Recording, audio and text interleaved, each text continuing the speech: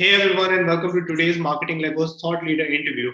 My name is Harshit, and I'm the Director of Business Alliance of two brilliant marketing SaaS tools, RankWatch and Websignals. And my today's special guest is Inbound Specialist, a HubSpot Platinum partner, founder of marketing agency Inbound Mantra. Raj, a big welcome, and I'm so happy to speak with you today. No, I'm really excited to be here, and hopefully, I'm able to add some value to you guys and your audience. Thank you. I'm sure you will. Years of experience with you, Raj. Would love to know your journey so far. How were you like as a kid and how you got to where you are today? All right.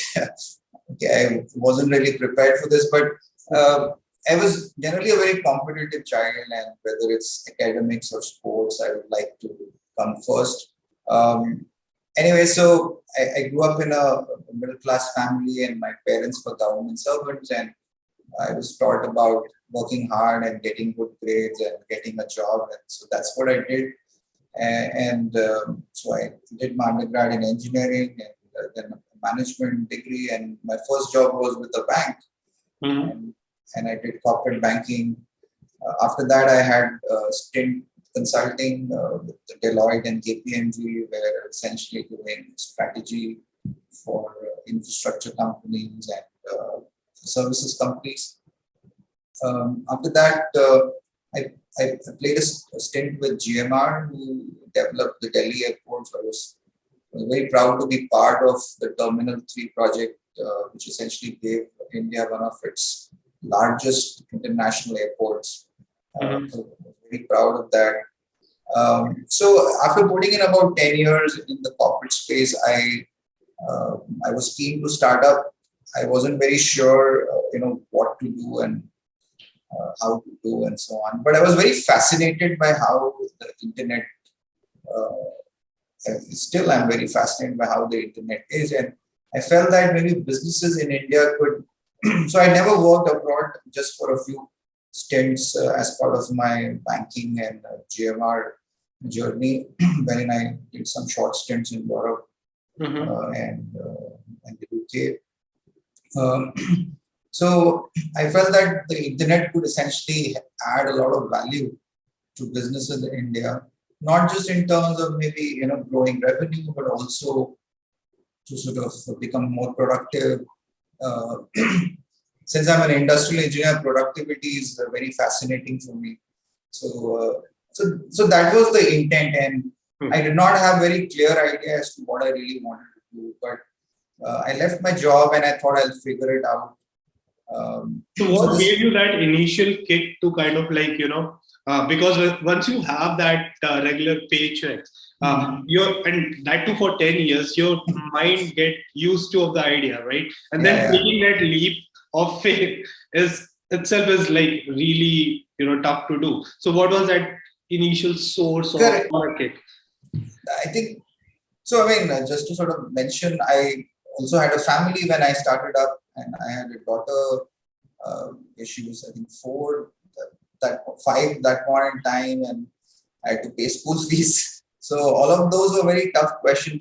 But I think, I'll give you a very cliched answer, but I think it's true that money wasn't something which really excited me. Okay. Even when I switched jobs, I remember going from a high-paying consulting job to a not so high-paying job in strategy when I was moving on to GMR, because I was more excited about working on a certain project. So money was never something which, obviously money is important, but it wasn't something which, helped me take decisions per se. It was not a factor. As long as there was enough to, get three meals a day, pay rent, pay school fees, I was by and large okay with it. But I think as far as the entrepreneurship urge is concerned, I think there was always this thing about push your boundaries. And also somewhere deep inside, I wanted to do something by myself. I think there was this desire. And why that desire, I don't know. I just felt that I have to do something. Okay. It was not an easy decision for sure. But the way I thought about it was that I was living with that thought all the time that I have to start up, I have to start up. And then I said, okay, let me start up, fail, and then I'll get back to a job and, end of story. So it's been like more than a decade now. Yeah, correct. So now this will be my longest stint in a job, my own job. That's brilliant, man. Yeah. So 2011, I started off. I had this idea about teaching businesses how they can use the internet to grow revenue or become more productive.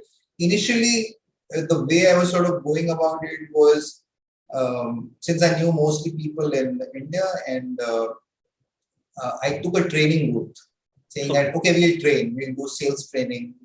Or we will do some HR training, so how people can use some of this Web 2.0. At that point, it's called Web 2.0 to maybe engage their employees or do recruitment and so on and so forth. So it was very, very scattered, but that was the intent.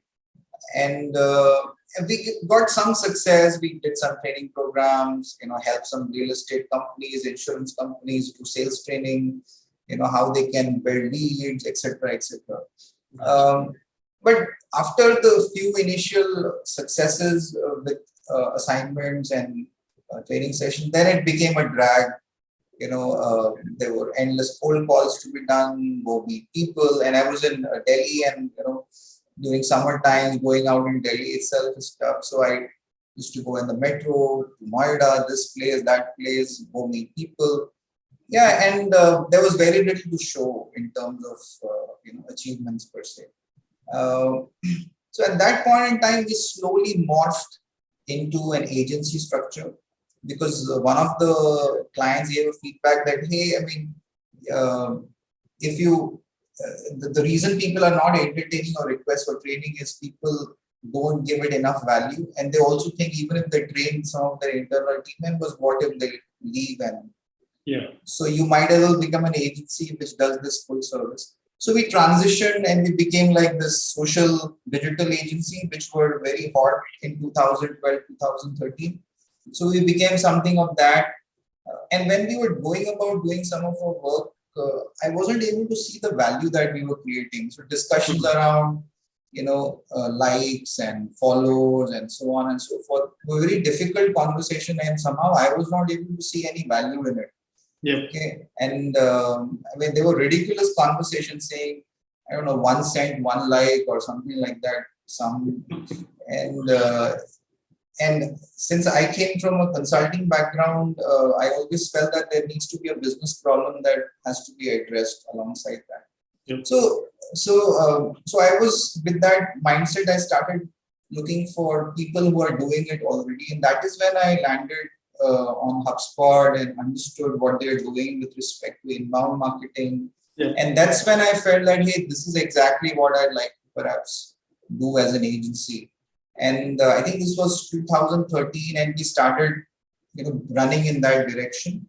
That's way too early as well. Like very. At a point of time, I remember, just like you mentioned, people are just figuring out what to do with social media marketing. Outbound was something which is way ahead of the time, I believe. Exactly. In fact, the HubSpot team had reached out. There was this gentleman, his name is Frank. He reached out from the Boston office saying, hey, we're looking for partners. And I still remember that conversation. I said, hey, I don't have money for the partnership. But I said, I will get back to you. And I don't think he believed me. So anyways, so 2013, we perfected with that, but we're not getting traction. And frankly, I was depleting on cash flow. And I think by 2014, middle and so on and so forth, I think I'd run out of money. And so that was a time I had to make a decision between going back to a job and I did try finding a few jobs and I wasn't very successful. So I decided to take one last shot at the agency again. And this was, I think, somewhere in the second half of 2014. So whatever little I had, I sort of collected and made some cash flows for I think a year and a half or so. And I said, let's take a shot at it again. And then we also did a partnership with HubSpot. Paid for the partnership and got trained by their team, etc. Yeah. So after that, we went about pitching inbound marketing to some of the existing businesses. So we took up.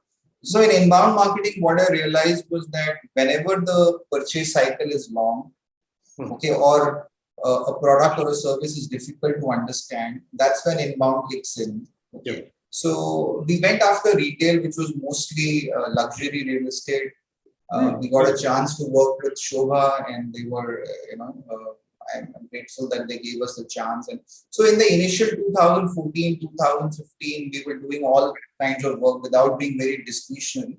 Yeah. But after that, what happened 16 onwards, there is this pattern started emerging of SaaS companies needing inbound marketing to grow in North America. So that pattern started emerging.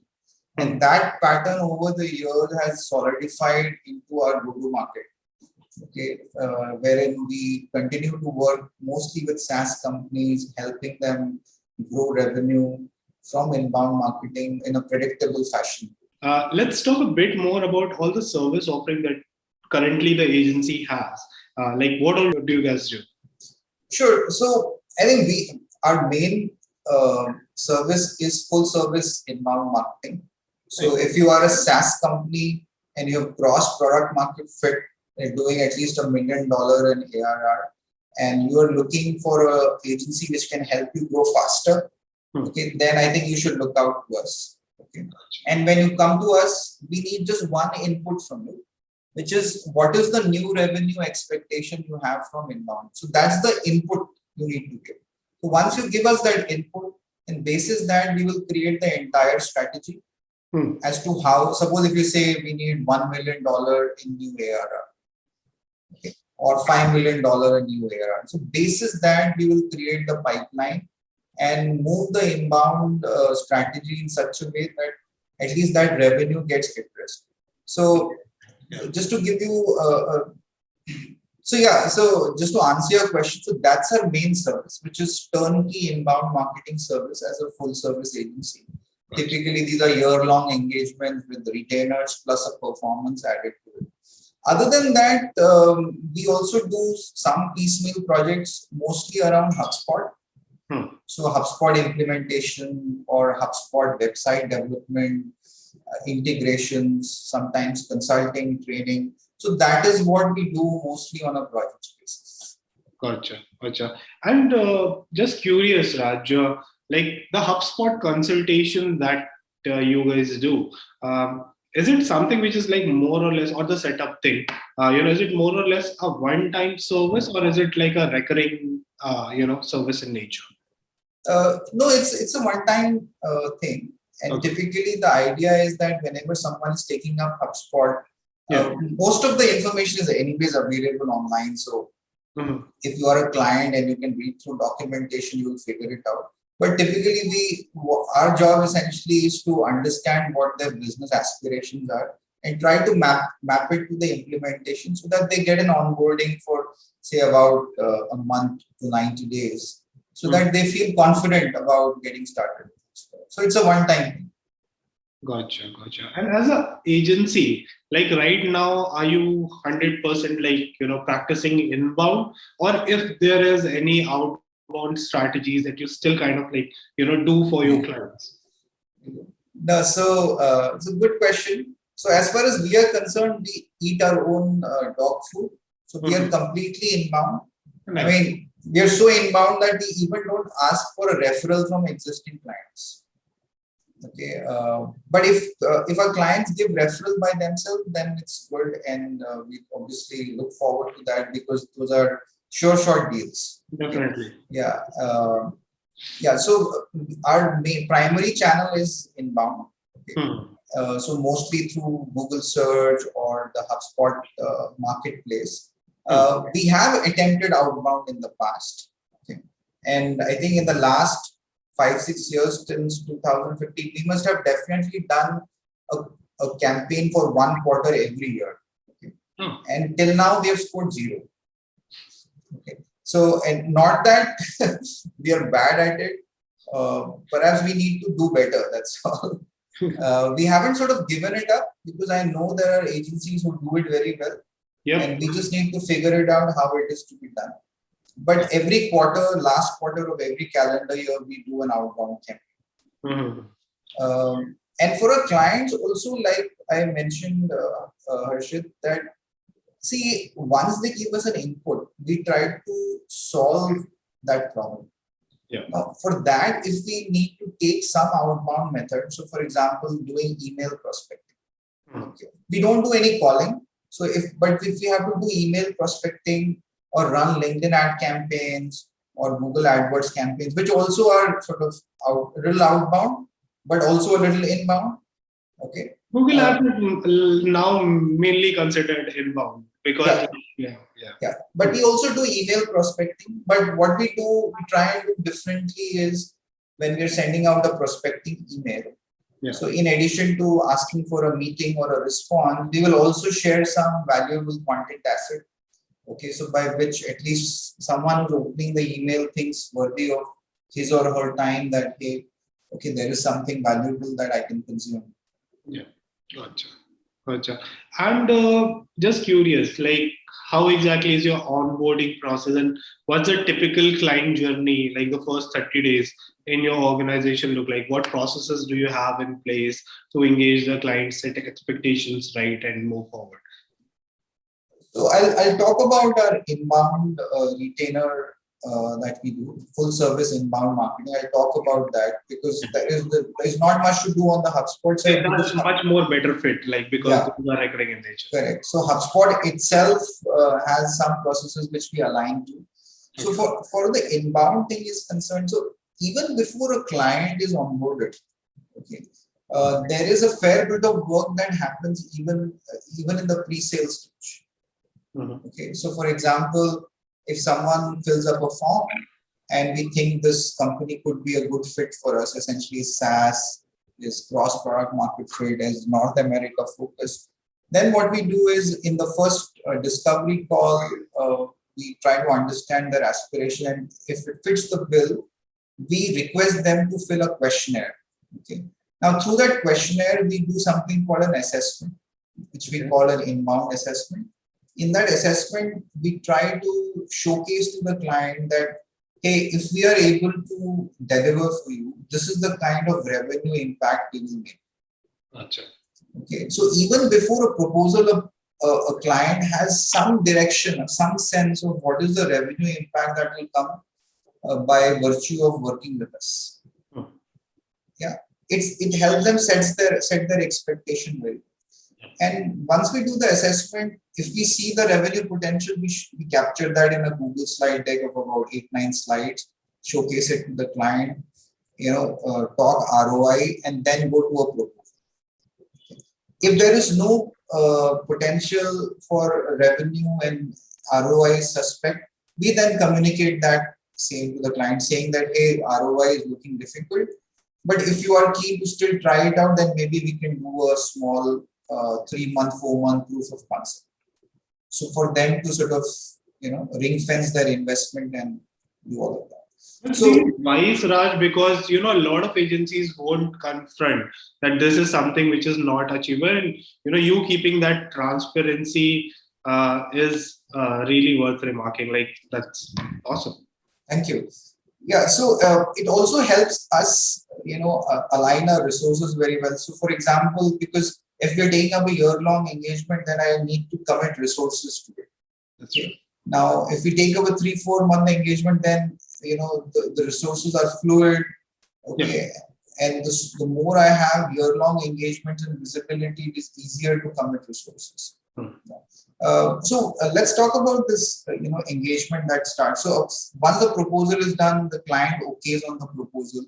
What we typically do is when the assignment begins, we do like a month-on-month traffic projection. Gotcha.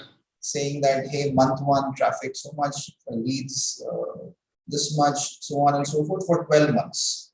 So we give like a 12-month projection. So when we get started, the idea is to sort of, obviously, I think one thing that we do very differently is we tell the client that, hey, you need to give us autonomy. Okay, there is no need for you to do agency management. Okay, if you're doing agency management, then I don't think you need to hire us. Okay, once you have given us that input, okay, you leave it to us. If we are not achieving our monthly KPIs or quarterly KPIs, then you can take us apart and fire us. That's not a problem. But the thing is, you should not waste time in agency management because we know what is to be done. So, which is why what happens in the first quarter, our focus completely is on getting quick wins. Okay, so whether it is increasing traffic, increasing leads, growing keyword rankings for important commercial keywords, running social media campaigns on LinkedIn, etc., to make sure that quality leads are getting generated. And then we also follow through some of those inbound inquiries to make sure how sales is talking to them and is sales getting the right kind of conversations. So the progress of a lead from an inquiry from a lead to a sales accepted lead, to an SQL, to opportunity, to customer. So the first quarter is completely that focus. Okay. I mean, in terms of transaction, how it works is we typically have weekly review calls. We have a certain agenda templates. We typically also would open communication channels, mostly on Google Space. Other than that, some clients insist on using project management like Asana. So whatever it is, we try and align with that. Gotcha. So that's how essentially the initial few months are. Okay. And don't mind me asking, what's the current retention rate of the agency? You mean, so how many? So every year, whether we retain all our clients or not? Yeah. So see, since I told you we're a small team, at any point in time, on an average, we will have 5 accounts running. Okay, and typically I see a 20% churn. Typically, a client will move out every year on an average. So that's how it is. So the churn happens mostly for 2 reasons. So I'm not talking about the POCs. The POCs, if they are not converting and not taking that as a churn. Because we have not said yes to it. Okay, so that's true. So I'm taking that out of the equation. So for the retainer client, what happens is when we have started work, okay, so typically a formula exists in any business. So for example, in SaaS, we have worked in a CRM space, we have worked in a manufacturing space. We have also worked in something as complex as biospecimens, where universities use specimen software just to note take specimens like tissue specimen, etc. etc. So the point I was trying to make here is that there is a formula in every space. Once we have figured the formula out, there isn't any new challenge left. At that point in time, we typically encourage our clients to either insource it. So they bring someone in who also understands the business, can understand the work we have already done, and then we like to move on. Gotcha. Okay. I mean, it is very rarely it happens that people will say, no, we don't want you to continue anymore. Because we want to replace it with another agency. It does happen, but very rarely. And over the years, we have gotten better with it. So I think one of the big learnings for me as an agency person has been not to get the wrong clients. So now I think I would want to believe that we have learned that and we're not getting any wrong clients anymore. That's very wise. If a client is not a good fit for your agency, they don't understand the way you guys work, and there's a lot of difference on that front. It kind of like, instead of doing good, it makes your life miserable and you end up wasting too much time. So it's good to say no to a business, beforehand, than, making your team members' life miserable. Yeah. I know it's very, very, very important. And I think what I have learned about this thing is it's important for us to figure it out. Okay, I do see. I mean, when I look back, say a few years ago, I think we used to say yes to many. Okay, and even when it didn't want to say yes. So I think saying no is important. But if you also have a good methodology to identify why you should say no, that makes it even better. That's true. And I completely agree with you. At an initial phase of agency, because you need to sort your cash flows. There's so many things right now. So at that particular stage, definitely for you, every business is important. And once you kind of mature, then you kind of understand with experience that it's good to say no. If that particular business is not a good fit for yours. So that's wise thing to do. Let's talk more about inbound methodologies. Sure. One of the really good things, and I was fascinated by it, was your website development approach. Please share a bit about that and how you go about taking up a new project and development thing. Sure. So I think I'll try and answer this a little differently.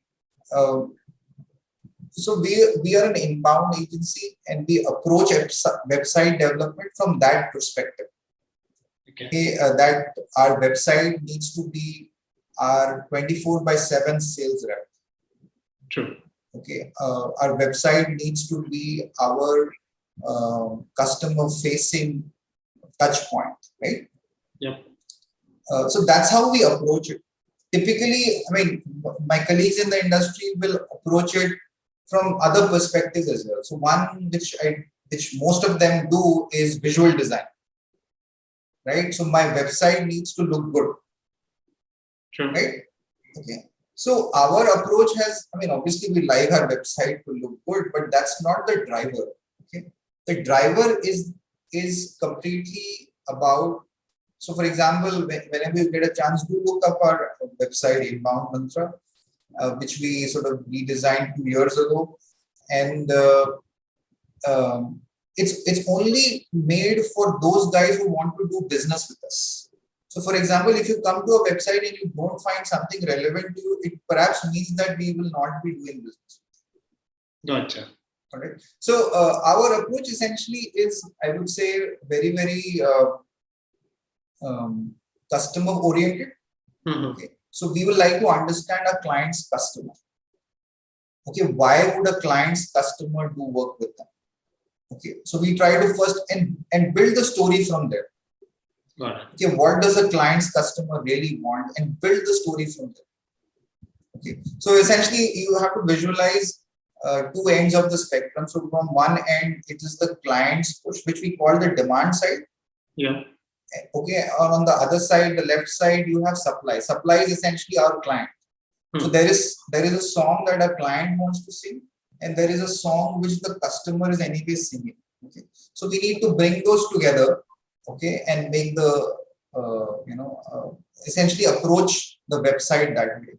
Okay, and rest of the things are fairly simple, like you'll have an information architecture, then you'll have some brand guidelines, and those inputs are given.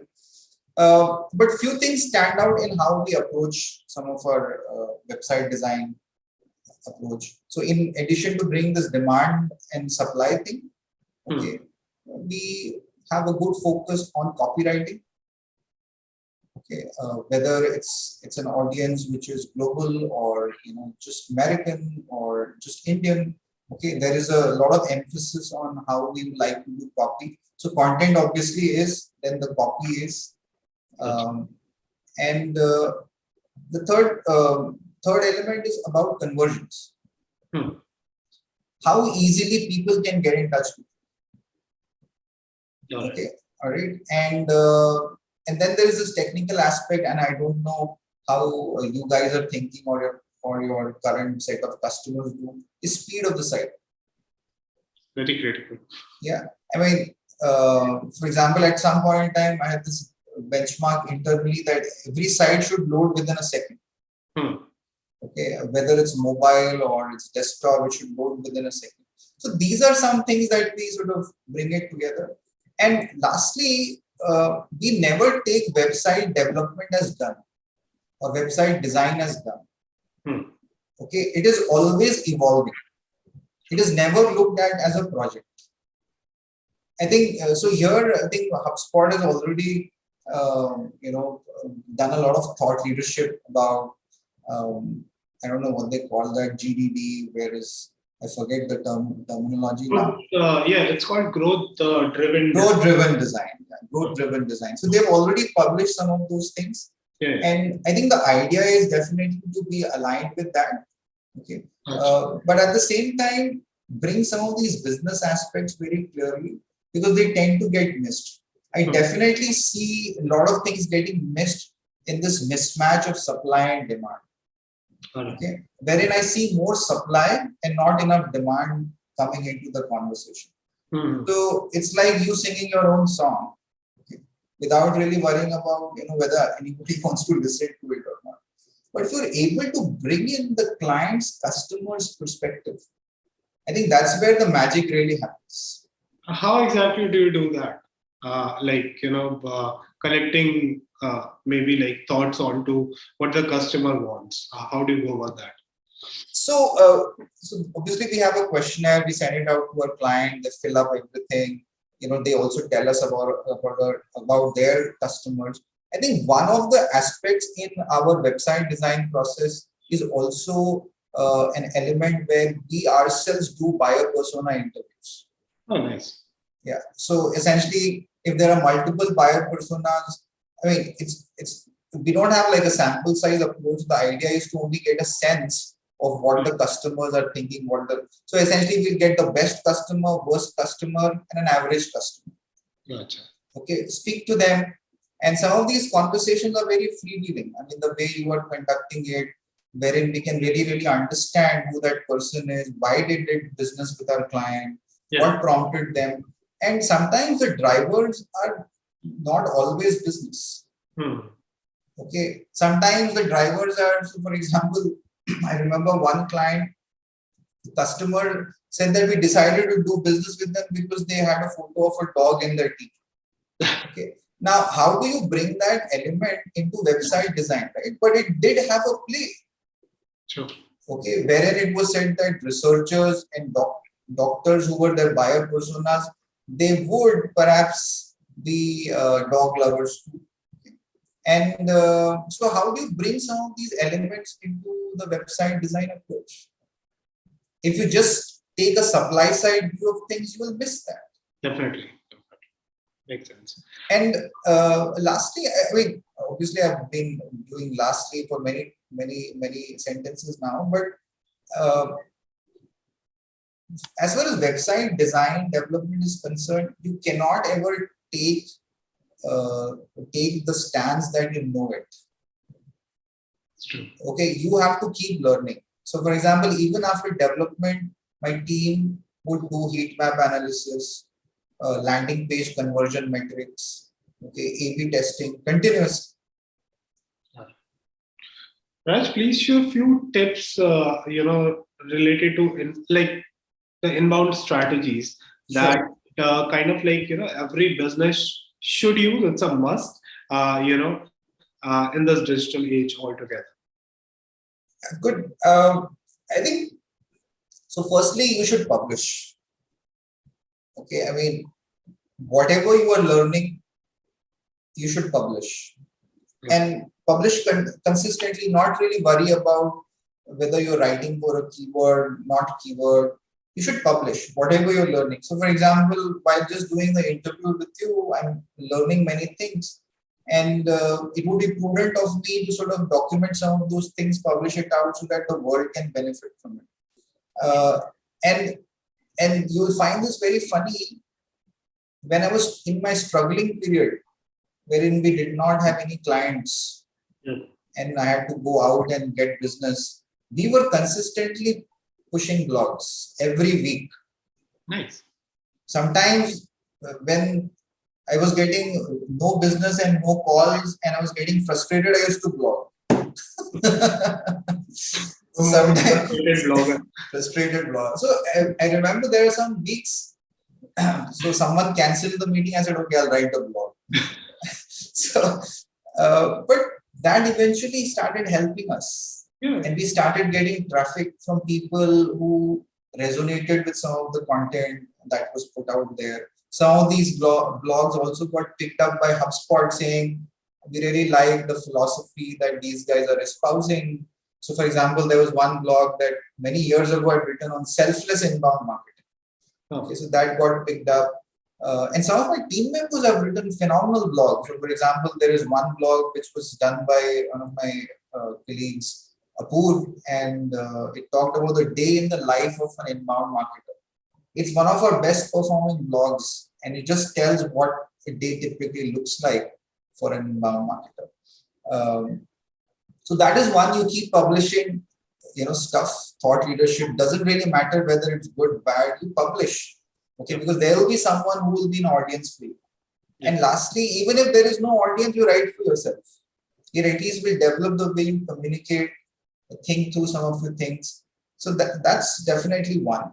Second, I think this is more when I'm giving these suggestions. It's more for an audience which was running a SaaS business, but it would also apply for others, but definitely for SaaS. Yeah.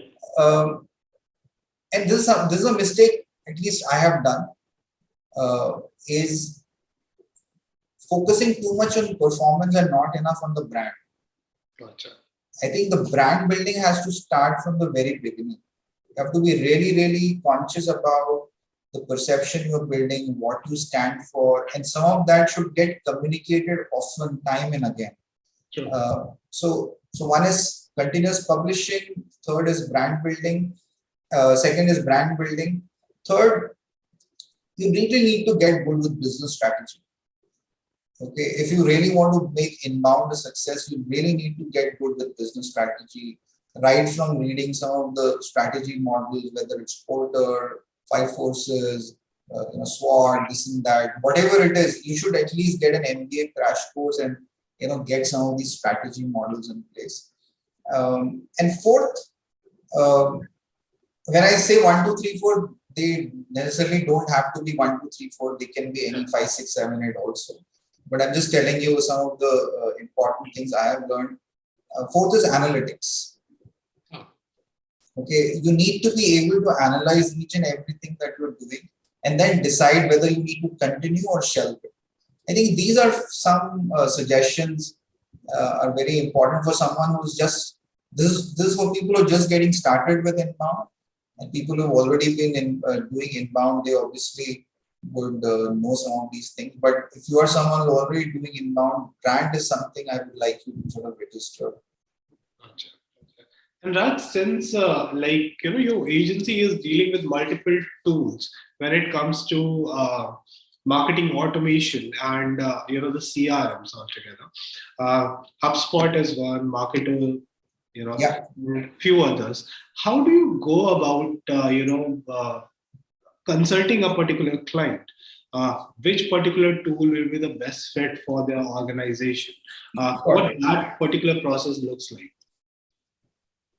So, okay, so here is a admission here. I don't think we're too qualified to make that recommendation to our clients at this point in time. But as a disclosure, we are a HubSpot partner, and we've been invested with HubSpot for many years, since 2014. So we have seen the HubSpot product evolve. So we definitely can say why HubSpot will do better than others. Yeah. But I don't think we are at this point in time qualified enough to give a solid suggestion, recommendation, wherein we can compare some of the tools that you mentioned, like Marketo, Oracle, or whether it's Pardot, Salesforce.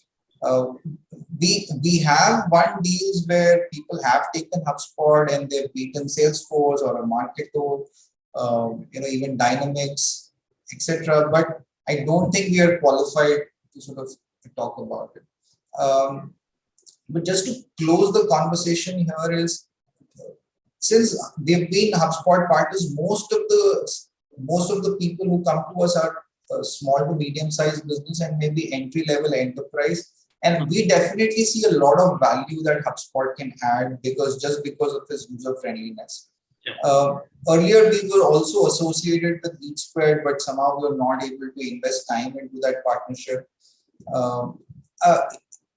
The only decisions we have had to make has been HubSpot, Salesforce, or when people even don't have the budget for taking HubSpot. So then we have sort of also gone to an open source tool called Mautic and even configured those setups, where people have taken those for their marketing automation, then integrated against with the free HubSpot CRM.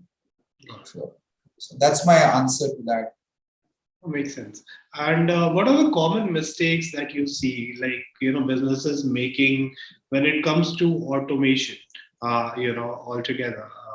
Earlier, it was more about businesses which already have decent amount of traffic on their site. We used to leverage automations and all, but now even entry level business is some they do take part into such leverage such tools to optimize their processes and get more value, right? So what are the common mistakes that you see in your experience, and how to avoid them? Yeah, so I'll just twist the question a bit. Okay? So I won't say mistakes. Okay, I will just say how could they approach some of this automation better? Okay, let's talk about. Let's take that question like that. Okay? Because frankly, you will do mistakes. Okay, and many mistakes. And I think mistakes are the first way by which you can actually make changes in the way you're. So, but I do see definitely a few issues when people are looking at automation. Firstly, their expectation with automation itself is not right. Okay, what I mean by that is people expect the moon from automation. Yeah. Right. Okay. So moon means not moon literally, but they think that each and everything can be automated without doing anything. Okay. Now, for automation to reach that sophistication, there is a lot of thinking that needs to go in as to what you really, really want to automate. Okay. And the first challenge I see in this is most of the processes are not written down. Okay.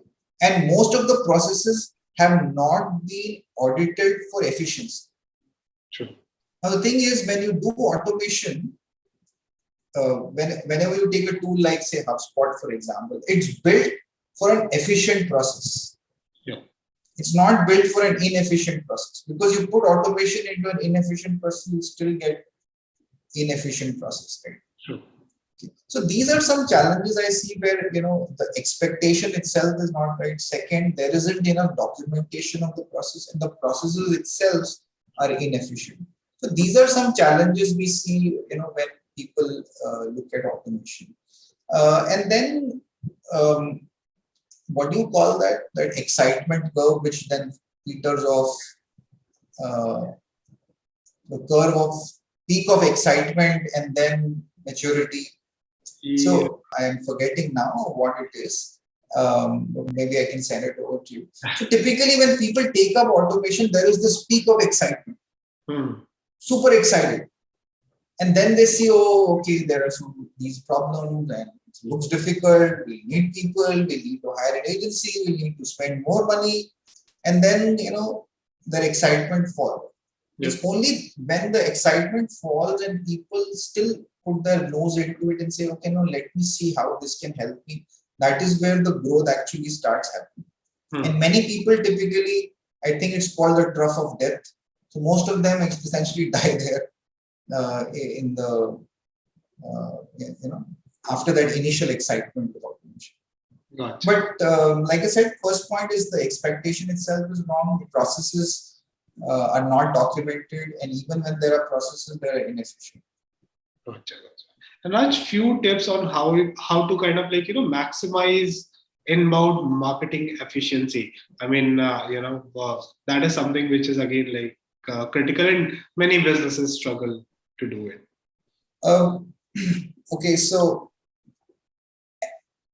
like I mentioned, I think the classic inbound marketing is, when you are occupying the category leader position, okay, on your search engines, whether it's a Google or a Bing. I'm talking more in the context of the United States. Okay, so I think the single most important factor in being strong with your inbound marketing is to occupy the category that you are in. So if you are a CRM company, you should show up for all keywords around CRM. If you are, a manufacturing software company, you should show up for all keywords. I think that's where it is. That's what we have learned. And whenever you are able to, so there is this blog on, I think, our website called Monopolistic Advantage, because once you are ranking on for your main commercial keywords on page 1 or above the fold, there is a consistency in how you get traffic and business. Okay. But the only, and I think I've changed my view also over the years, is just that will not help. Okay, so while that will get you inbound marketing efficiency, but you will quickly die after that, because it will just take one whack from Google or other search engines to just upset your business. And frankly, at this point in time, and I would like to know from RankWatch how you're thinking. I don't know whether this search engine play will continue for many years to come. I think marketers and my colleagues and my friends will have to keep thinking of newer ways to be relevant. I definitely think that inbound marketing will change completely. Maybe it will be called something else, I don't know, but it will not sustain. See, even if you right now look into the search landscape, like more ads have started taking positions, and the whole landscape is actually kind of changing. You see the snippets ranking different kind of snippet, be that be answer or whatnot, but then eventually the feed is a source site, right? Google is taking that feed from the business sites altogether. So that won't die. And one very curious thing that I've experienced, and that is even though a lot of marketers believe that if you look into the search landscape, the position of organic result, that is shrinking. Yes. But then too, the traffic that people get from the organic source, that is increasing. Yes. So it's still working on the favor. It's just that it's not too obvious right now. So that's the scenario. And I think, which is where I think the importance of a brand becomes very, very key. That's true. And authority again, that's way too critical.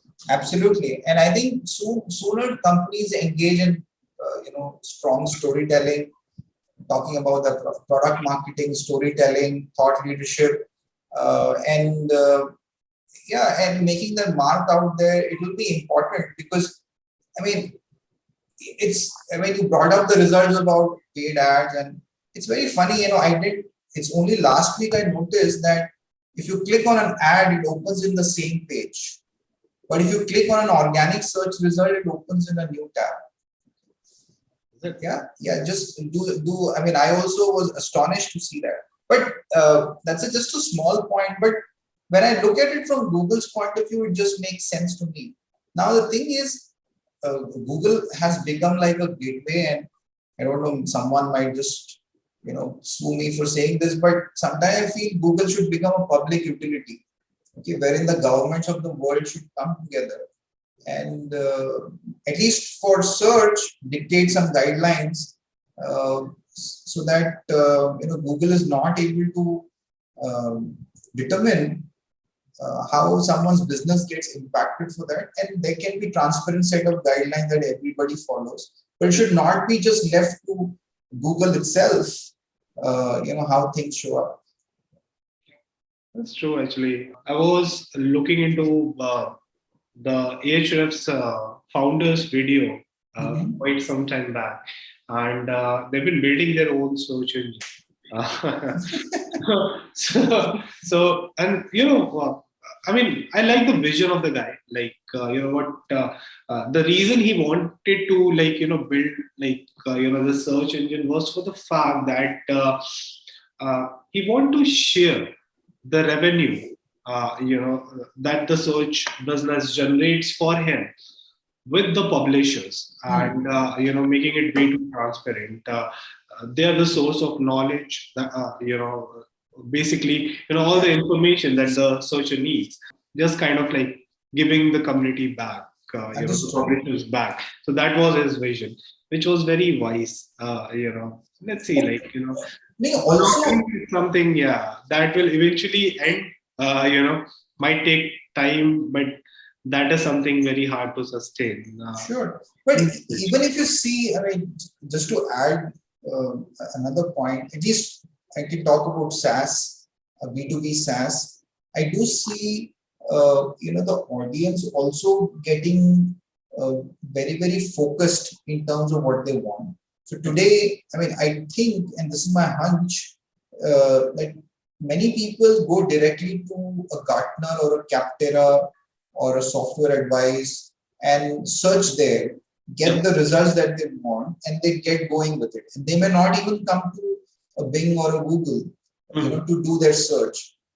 Or people will look into networks. At least I have seen in my consumer behavior, wherein we, ask a few friends on a WhatsApp group, and you then don't have to Google it, okay, to find what it is, unless you have time to kill. That's true. That's true. So yeah, I mean, even the searchers, psyche is kind of like changing as well. So yeah, I'm Yes. Sure. I think I've already taken a lot of your time, Raj. No, it's been a pleasure. Yeah. Do you have a few minutes to have like a quick rapid fire? Sure. I just hope those are easy questions. Very easy. You'll love it. What is your last Google search?